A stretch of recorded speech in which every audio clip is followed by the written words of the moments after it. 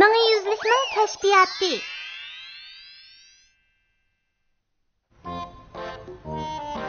Şavtavzi axir oila boshlig'i bo'ladi.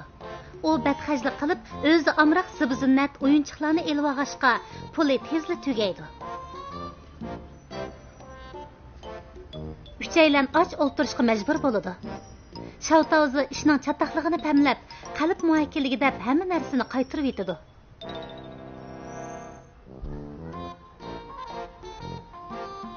Ming yüzlik yangiliginiga tan beramo?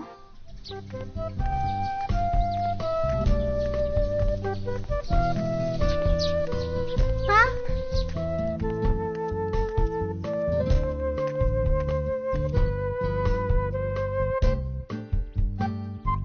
Savaqdashlim bebey. Marjonni elib olaman. Maktabdan qaytqicha qaytirib berman. Yasanchiqliq qizlarning tabiati. Buni bilaman. Ammo maktabga marjon esib kelsangiz, darsda diqqatingiz chechilibli qolmay, faoliyat vaqtida marjoningiz ehtiyotsizlikdan uzilib ketishi mumkin. Shunga maktabga marjon esib kelishga hargiz bo'lmaydi. Limbebe, bu qitimqi adabiyot imtihonida 56 topsiz. Sinf bo'yicha oqidan sanaganda birinchi. Agar yasanchiqlikqa sarf qilgan zehningizni o'rganishga qaratgan bo'lsangiz, buncha chekinib ketmaydingiz. Şavtavza hesapsız.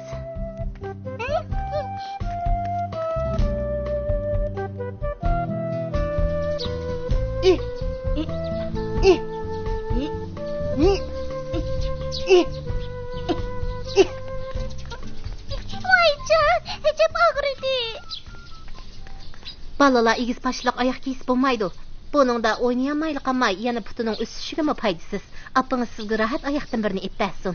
Kelinglar, qani ko'ringlar, chiroyli zibzinnatlar, qani. Sana birini ip beraymi? Bo'ldi, ammayman apa. Onun puligi menga qiziqarli rasmli kitoblarni ipba. Savaqdashlim bebey, marjonni elib olaman. Maktabdan qaytqich qaytirib berman. Yasanchiqliq qizlarning tabiati. Buni bilaman. Ammo maktabga marjon esib kelsangiz, darsda diqqatingiz chechilibli qolmay, faoliyat vaqtida marjoningiz ehtiyotsizlikdan uzilib ketishi mumkin. Shunga maktabga marjon esib kelishga hargiz bo'lmaydi. Limbebe, bu qitimqi adabiyot imtihonida 56 topsiz. Sinf bo'yicha oqidan sanaganda birinchi. Agar yasanchiqlikqa sarf qilgan zehningizni o'rganishga qaratgan bo'lsangiz, buncha chekinib ketmaydingiz.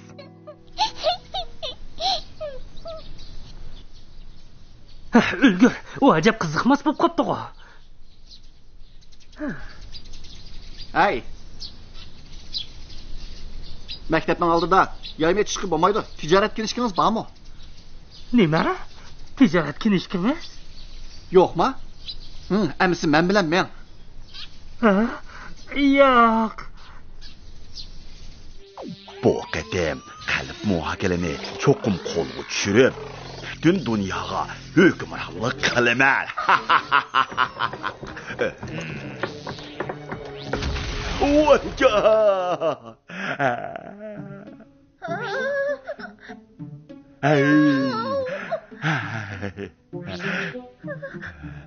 Ballarning karton filmlerdeki eski odamlar dunyoga xo'ja bo'lishni o'ylaydi. Natijada har qatim mag'lub bo'ladi. Eski odam bo'lish bak ma'nisiz ekan. Hech qisi yo'q, o'g'ri mushuk. Eski odam bo'lishni tanlagankanmiz. Oxirgacha eski odam bo'layli. Hargiz o'zgarmayli.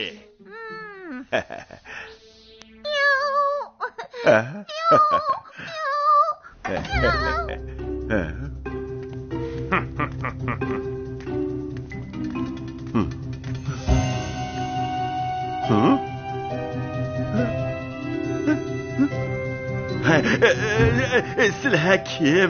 Narslarimni nega opirsizlar? Nega opirsizlar? Bu to'xtamni sen tuzgan bo'g'itdan. Bu tajribaxonni biz setib oldik. Ben qachon sizlar bilan to'xtamni imzoladim? Nima? Bu kerak. Kelib olmoqchimsan? Gap bo'z chiroyli deyishayli. Chiroyli deyishay. O'yga. O mashina mushukni setib edi. Biz uni qonchaq to'kuniga setib etaylik. Bo'ldi-la. Bo'ldi qilayli.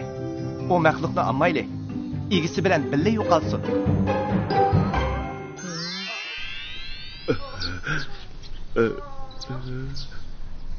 Bu zada qandaq ishdi.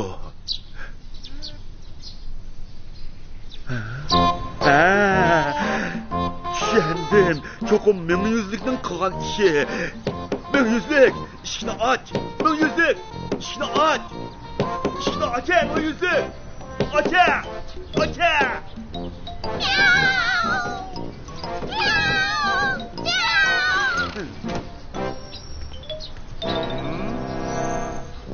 Men qiyofatimga kirib olib, tajribaxonamni setib etdim, shundaqmi?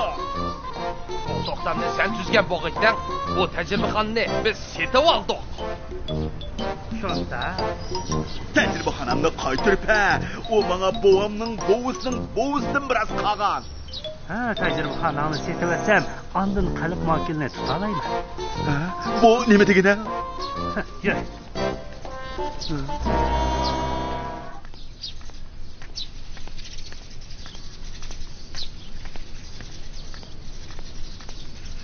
Qara.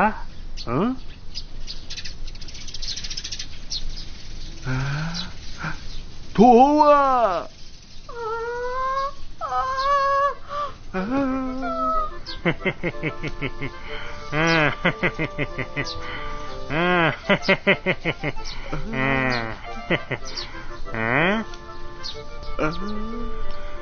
Qandaq?